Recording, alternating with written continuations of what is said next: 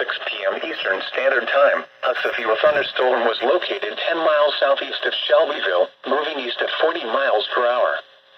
Expected hazards include 60 miles per hour wind gusts. This is a radar-indicated threat. The following impacts are expected. Expect damage to roofs, siding, and trees. Locations impacted include Rushville, St. Paul, Milroy, Glenwood, New Salem, Manila, Waldron, Sandusky, and Moscow. This includes Interstate 74 between mile markers 120 and 128. For your protection, move to an interior room on the lowest floor of a building.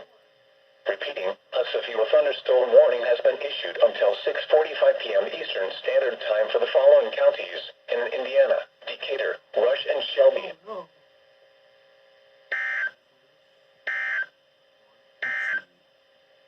A severe thunderstorm warning remains in effect. The tornado possible tag has been removed. Ow, I just cut my leg. That hurts really bad.